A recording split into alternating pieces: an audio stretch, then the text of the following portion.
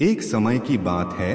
अयोध्या के महाराज दशरथ ने पुत्र प्राप्ति के लिए यज्ञ रखा। इस यज्ञ के लिए राजा दशरथ ने अपनी चतुरंगिणी सेना को काले कान वाले घोड़े को छोड़ने का आदेश भेजा। उनकी इच्छा थी कि इस महान यज्ञ में हर कोई शामिल हो, इसलिए राजा ने सभी ऋषिमुनियों व विद्वान पंडितों को आमंत्रण भेजा। निर्धारित दिन पर महाराज दशरथ अपने दोस्त गुरु वशिष्ठ, ऋग ऋषि व अन्य विद्वानों के साथ यज्ञ मंडप में पहुंचे। इसके बाद विधिवत रूप से यज्ञ की शुरुआत हुई। मंत्र उच्चारण और पाठ जैसे सभी विधि विधान के साथ कुछ घंटों में यज्ञ पूरा हुआ।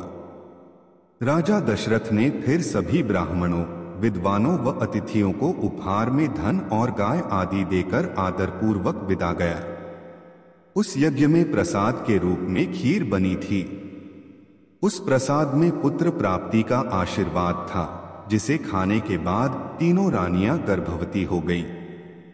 कुछ समय बाद चैत्र माह में शुक्ल पक्ष की नवमी तिथि के दिन राजा दशरथ की पहली पत्नी यानी रानी कौशल्या ने एक बच्चे को जन्म दिया। उस बच्चे के चेहरे में इतनी रौनक थी कि हर कोई देखकर समझ जाता था कि वह आम बच्चा नहीं है। इसी तरह राजा की दूसरी रानी कैकेयी ने एक पुत्र और तीसरी रानी सुमित्रा ने 2 पुत्र को शुभ नक्षत्रों में जन्म दिया। राजा दशरथ का महल और नगर 4 पुत्रों के जन्म से खिलखिला उठा। चारों तरफ आनंद और जश्न का माहौल था।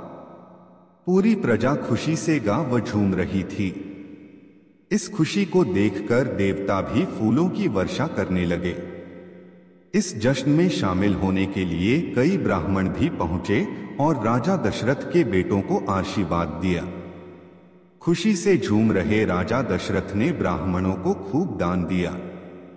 फिर अपनी खुशी जाहिर करने के लिए उन्होंने प्रजा व दरबारियों में भी धन, रत्न और आभूषण बंटवाए। समय आने पर सबकी मौजूदगी में चारों बालकों का नामकरण भी किया गया। महर्षि वशिष्ठ ने उनका नाम रामचंद्र, भरत, लक्ष्मण और शत्रुघ्न रखा। वक्त बीतता गया और धीरे धीरे ये चारों बालक बड़े हुए। इन चारों में राम अपने तेजस्वी गुणों के कारण प्रजा को अधिक प्रिय लगने लगे। अपनी प्रतिभा के चलते वो कम उम्र में ही सभी विषयों में महारत हासिल कर चुके थे।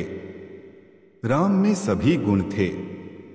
चाहे शस्त्र चलाने की बात हो या हाथी व घोड़े की सवारी, हर चीज में वो अव्वल थे।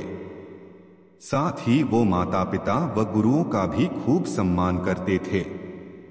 उनके गुणों के कारण बाकी के 3 भाई भरत, लक्ष्मण और शत्रुघ्न भी उनसे काफी कुछ सीखते थे। जब भी महाराज अपने चारों पुत्रों को एक साथ देखते, उनका मन आनंद से भर उठता था। राम में मौजूद गुणों के कारण उन्हें श्री राम और भगवान राम तक कहा जाने लगा। आगे चलकर राम के जीवन पर 2 पवित्र ग्रंथ लिखे गए, रामचरितमानस और रामायण। कहानी से सीख, व्यक्ति के गुण ही उसे पहचान दिलाते हैं। अगर गुण और संस्कार अच्छे हों तो वह भगवान तुल्य हो जाता है।